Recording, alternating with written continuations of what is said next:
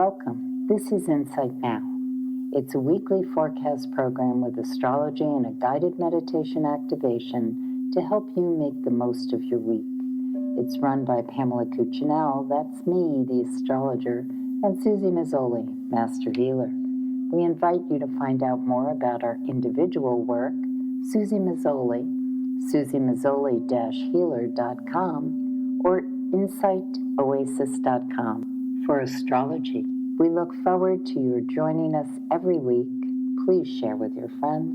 Here we go. Welcome, everybody, to Astrology Insight Now. And today, Pam is going to start with the 8th of April, which is a very big day for where I am in the world because we are expecting the eclipse. And not far from me, there actually is full and complete view. And then at the end of the week, I will be back for our meditation. We are Astrology Insight Now, our new name, our new brand, and we are coming to you now with a lot more exciting programming and new things coming. So keep an eye out for us. And Pam, let us know about especially this big day that is happening and the rest of the week and how it's going to affect us. Thanks so much. Yes, indeed. And here we are rebranding our podcast, which we've been doing for, I have to think, it's certainly been at least 10 years. Anyway, but that's the thing about eclipses. Stuff happens. So this particular eclipse, where I know so many people who are going specifically to a physical place to see it, and I wish you good weather if that's what you've done. My sister lives in Vermont, and she's right under it. So she is going to go out on the deck with her glasses and observe it while my brother-in-law stays inside with the grandbabies who are too young to trust to keep their glasses on. And he's recovering from an eye operation, so of course he's not going to be looking at it either. So wherever you are, whatever you do, please pay attention to what the scientists and sages advise, with being careful if you decide to look at it. As Suzy talks about and she probably will mention it later, ways to be in prayer and thoughtful about this. But from my perspective, especially this eclipse, so this eclipse, regardless of when it's total or not, because it's part of a cycle that's been going on for quite some time, and it's part of what we call a Saros cycle, and it's actually specifically 8 north. And this particular eclipse, according to Bernadette Brady, who's an excellent astrologer who's written a lot about eclipses, that it's about inventiveness and flashes of genius. Intuitive leaps, insights, good ideas, visions, or vivid dreams. I'm quoting her book. The newfound inspiration will pull the person away from his or her social life or relationship, thereby causing strain in the private life. This is a time when the person needs to be free. So the interesting thing about each eclipse, especially the ones in cycles, is that when they occur, and the last time this one occurred was 2006. The interesting thing about the cycles is that they bring to our attention the theme, which I just talked about, but also whatever's happening in the sky now. Because in 2006, the outer planets were in different places, certainly. And so we have a different energy thrust at this point in time. So we still have that inventiveness and innovation, but we have the outer planets making configurations that they've never made before in this particular cycle. Now, this day, Monday the 8th, is actually a good day astrologically. It has a lot of juice about it that really supports communication, which is an interesting contrast with the fact that Mercury is in retrograde. So, with Mercury retrograde, while we have very good communication support, it behooves us to pay attention to especially how we're communicating. So when people are rushing around or going to look at their eclipses, make sure your glasses are in your bag when you're going to be looking at it. Do the double work of being super careful and clear about whatever's going on. If it's not eclipse related, whatever you're doing, still pay attention to what the conversations are. Now, the eclipse is exact at 2:21 p.m. Eastern Time. And when I say the eclipse is exact, that's when the moon and sun are conjunct, so in direct alignment. Depending on where you are on the planet, that particular time, again, keep in mind the time zone, I'm talking Eastern time with the 2:21 p.m. time. But depending on where you are, you're going to want to adjust. Of course, we will be seeing signs of the eclipse before that time and after that time because it obviously, as it's moving, the moon is covering the sun from our perspective during this particular eclipse because it's a new moon. The new moon is in the sign of Aries, it's 19 degrees. Now, an interesting thing to note because these cycles are, they go in certain ways. And so, an interesting thing to note is the exact degree. And so, anything you have that's 19 degrees on your horoscope or, a degree away, but specifically 19 degrees, is going to be activated by this eclipse. So, what does that mean? It means that that is the piece of your psyche that's going to be particularly lit up by this eclipse. So, an example, let's say your moon is in the sign of Aries at 19 degrees, or maybe it's Capricorn or Cancer or Libra. That's a very specific configuration. It's a cardinal sign that will be jazzed by this eclipse. So you are going to feel very activated, especially emotionally in a reactive way. Um, you might decide, not necessarily that day, but perhaps get a signal that it might be time to move or shift in a certain relationship. Because the moon especially reminds us of what feels like home to us. And so home is very different depending on your sign, the sign that your moon is in. And if that moon is making a geometric relationship to another planet. So with that eclipse energy, it's as though suddenly a light goes on in a room and it's all lit up. And then the light goes out again. So we have this flash of seeing something. And it can happen on the day of eclipse, a little around it, but it's a flash of insight, really, that gives us a way that we are invited to move. And eclipses have reverberation energy. They, with a new moon eclipse, a solar eclipse, we don't necessarily want to start something new on that particular day. but sometimes people do. Babies get born. So there are things that just happen. And when they happen on a new moon eclipse, that has a very electric energy to it throughout the lifetime of whatever that thing is: person, business, contractual arrangement.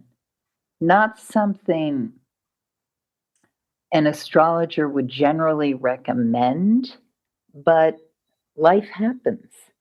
And especially with a human being being born, there's a reason that person comes in with that catalytic energy.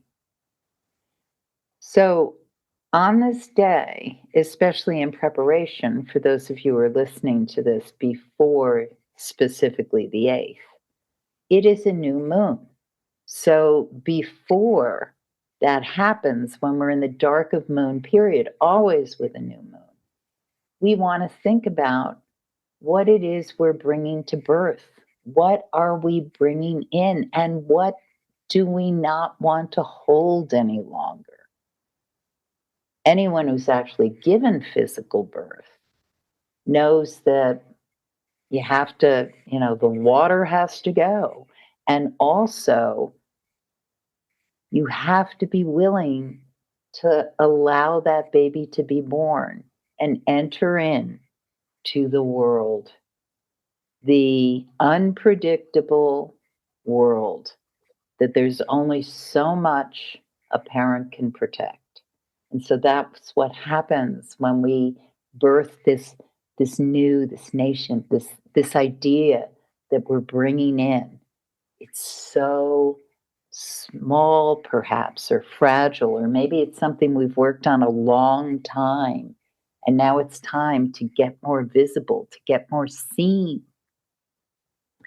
So, what's really important on the day of the eclipse is prayer, is intention, to be crystal clear that what we're bringing in is not only for your good and well-being, for everyone it touches.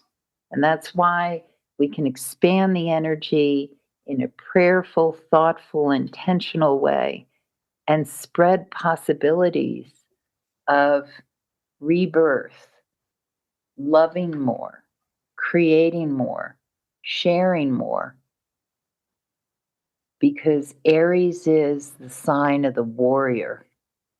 So I invite you to be a warrior of possibilities that benefit the planet, human beings, and spread love.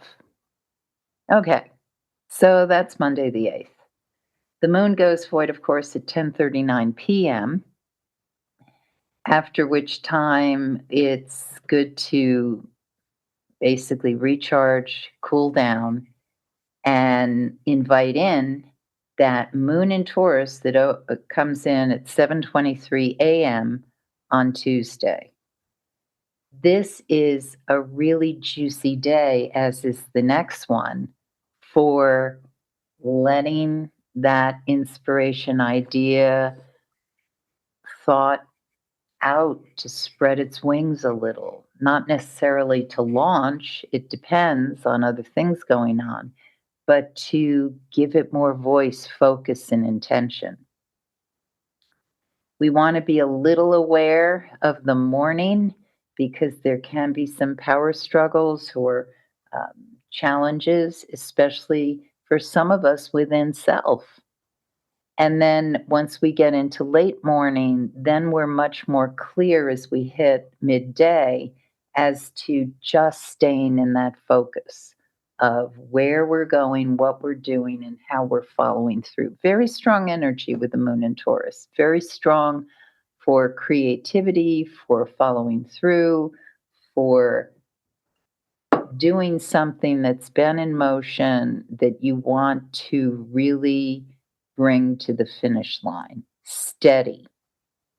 And Wednesday, it's the same. Actually, Wednesday is a terrific day for pushing that, whatever that is, that gentle push, that encouragement. The moon is conjunct Jupiter in the middle afternoon. Again, the times I give are all Eastern time on Wednesday. And this is tremendously auspicious. So, afternoon of Tuesday, Wednesday morning into that mid afternoon point, you want to be reaching out, connecting, making overtures to those people, those movers and shakers that you've been wanting those connections with because you know they can help you not only launch but sail that ship where you want it to go. It's really, really great day energetically for bringing in wealth, possibilities, and anything. I mean, it's good to know where Taurus is in your natal horoscope, the sign. But overall, I remember a wonderful teacher, Mary Shea, used to say, when you initiate activity when the moon is in the sign of Taurus, you are invited in like an honored guest. So so use that honored guest energy to make things happen because it's absolutely fabulous for that. For people who are working or networking in the evening of Wednesday, fabulous to hold on to opportunities and really focus on practical matters, things that need to get done, and the right people to make that happen. The 11th Thursday, the moon is in Taurus, but in the morning, it goes void, of course, at 6:04 a.m. So the early risers can be sending their emails or doing their work or whatever. Once that moon goes void, what's important to remember with void moons is that we want to work on things already in motion. It's not really a good time to redirect energy or start new things because there's no glue. Nothing's going to really hold. It can happen depending on the aspects of your horoscope and the other people involved, but most of the time it's better to chill, organize, or just maintain focus on the project at hand. When the moon enters Gemini at 8:59 a.m., now we're in very buzzy energy, which is it's exciting, it's a lot of things come in and through. It can be a very active day and certainly productive. The thing that is super important on this day, you remember that Mercury is retrograde because when the moon is in Gemini, we are excited, especially air fire signs. We feel like, oh, okay, there's that. And we suffer from the illusion of multitasking, which some people can do. But with this particular day and the next, you don't want to miss things that just are not going to connect in the way you think they are. Absolutely double check. Send things out, think you've got everything covered, follow up, make sure the message was received. Repeat back what you think you hear. These things are super, super important because remember that eclipse had an emphasis on communication and relationship. So some of us are going to find, and you may already be experiencing this. Susie and I were talking about it before we started recording the power of this particular eclipse cycle. You may already be experiencing some sort of fallout or things that are not connecting or clicking the way they used to in relationship partnership. 2024, I've said this before and I will say it again, 2024 is a bridge year. We are shifting into very different energy once we fully have arrived in 2025. So, with that shift, you're going to discover that certain partners or people just are not in for the long haul in the same direction you are. And the more you can pay attention clear eyed and adjust in 2024, the faster the acceleration as we move through 2025. So that is super important on these days because this eclipse is occurring with Mercury retrograde. So it's really asking that we evaluate relationship, evaluate how we communicate, and be, well, the word that popped into my head was brutal, which sounds a little harsh, but hey, I can own that. I'm a woman who every day works on becoming better at a language that's not my native language. And it's brutal. It's brutal to say things incorrectly, put myself in situations where, I mean, you hear me speak in English. Obviously, I'm very comfortable in my native language. I have a strong vocabulary. This is not my experience in Spanish. However, poco a poco, I keep working on it. And I am brutal with myself. I put myself in situations where it's it's hard to go because I'm used to being very adept at my own language. So Thursday and Friday, we want to make sure that even if we think we're really good communicators and we're understanding really well, that we are really listening and understand what is being communicated to us, that we keep good calendars, and that we let other people know. So especially Thursday can be a very productive day as long as we keep that in mind. Because on Friday, the trip ups may appear. Oh gosh, that didn't follow through. I thought you meant that. And even if we're careful, that can be occurring. So, and the other piece about communication is how we handle the fumbles. How do we handle the fumbles? Do we get totally thrown? Or are we able to communicate in a way that is kind and allows room for adjustment? Super important. Okay, Saturday the 13th, the moon goes void of course at 10:46 a.m. So this morning may be the most the most confusing, the most, oh gosh, no, I thought we were doing this. And sense of humor and also clarity, really very useful tools. Moon is void, of course, until 1:45 p.m. when it enters the sign of Cancer. And this actually is a lovely Saturday afternoon into Sunday to kind of recover, reevaluate, recharge.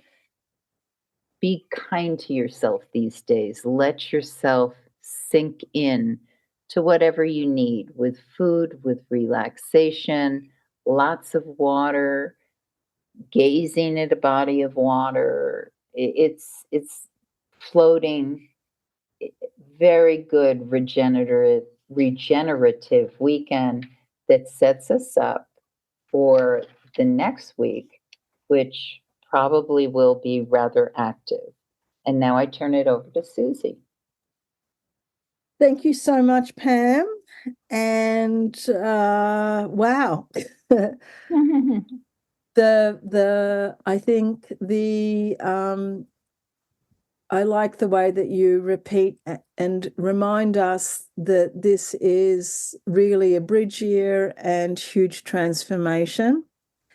And I think we really have to remember that all the time, that transformation really is with us. So we have to keep seeing, what can I do? Where can I transform? What can I change? Because we get comfortable. Oh boy, we get comfortable. Comfortable sometimes with the discomfort. Exactly. Mhm. Like, I'll just make this work. So, okay, thanks so much. Let's jump into our meditation. As we do that, as always, I invite everybody to find a place of stillness, a place of quiet, and we just had a little earthquake here this morning, so I'm hoping that that doesn't happen again. And let us stay in this place of stillness, taking a few deeper breaths and allowing ourselves to just find a place of quiet just for a few moments in the mind and the brain, in the body, in the emotions.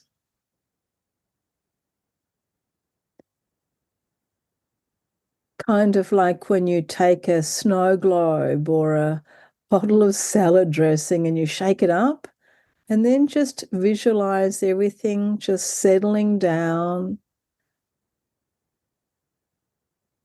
all the ingredients, all the snow settling down.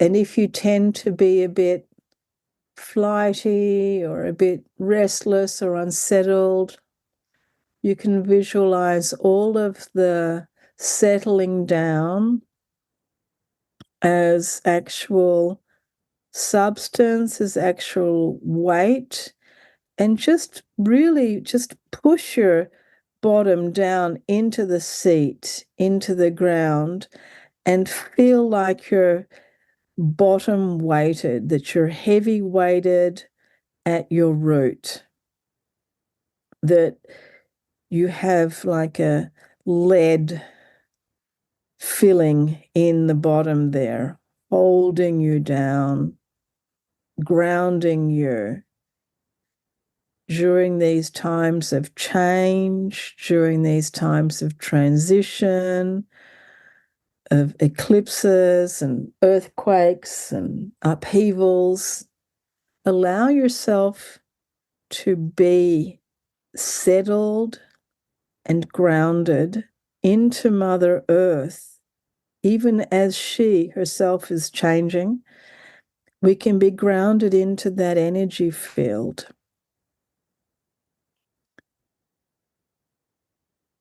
And although we might not like to think of our bottoms as heavy, as full of lead, just for a few moments in this meditation, we can visualize ourselves in that way.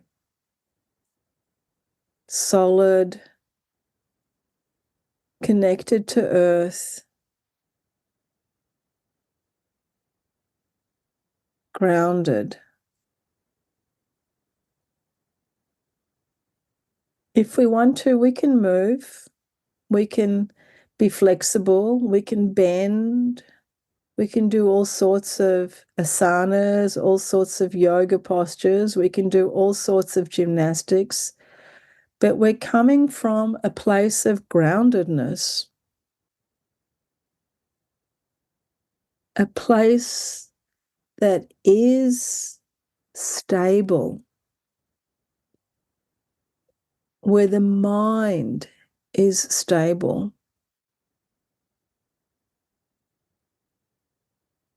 where the heart is stable.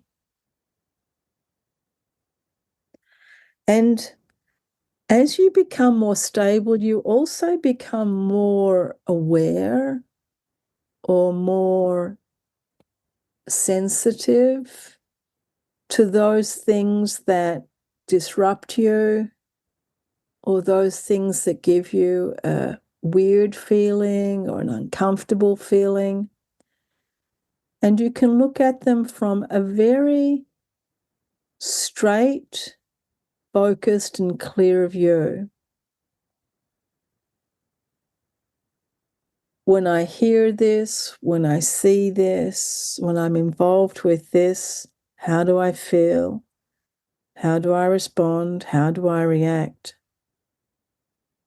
And we can invite ourselves now, knowing that we are in this huge time of transition globally. We can see the planetary changes, that also requires, on a very deep level, changes in us. In fact, it is the changes in us that make up a part of the whole global shift. So we can ask ourselves, what are we changing? What are we doing? What are we transitioning? How do we move away from any places that are encumbering us, that are enslaving us, that are restricting us? Any places where we feel that we're not doing our best work, or that our best work is not seen, where our creativity is not able to blossom, where our love is not able to be realized. And as we shed light on all of these areas of our life, noticing, what can I do now to become free? What can I do for my health? What can I do for my career? What can I do for my relationships? What can I do for my friendships or my marital or love relationships, my family relationships? What can I do with my relationship to technology? Shedding light on all of these areas and finding the places where you can wiggle a little bit, where you can shift dramatically, where you can completely rehaul, completely finish something. I've had enough. This is the end. Thank you so much. Or I'm just going to wiggle a little bit this direction and see what happens. We are being asked to wiggle by this great consciousness that we call literally ourselves. We are adapting, changing, reshaping. It is time to detoxify ourself, detoxify our body, get rid of the toxins in our life, the pollutants. And if that means too, we might need to empty our body a little bit. We might need to cleanse. We might need to shed some weight. We might need to shed some emotional weight. We can use this really powerful energy now of the eclipse to really look deep inside ourselves. What is eclipsing me right now? What is it that I'm doing? How is it that I participate in the world? How is it that I am experiencing my world? What is it that I can do right now to be more of myself, more brilliant, more creative, more active in this world, more peaceful, more transparent, more healthy? What is it that I can shed right now, that I can change and alter? And as we look deeply, not allowing our fear of missing out, our fear of being alone, our fear of lack, and notice how much fear comes up and stops you from doing anything, stops you from changing. We take courage now to look deeply at ourselves and allow that self to really come truly to the surface. Taking a deep breath,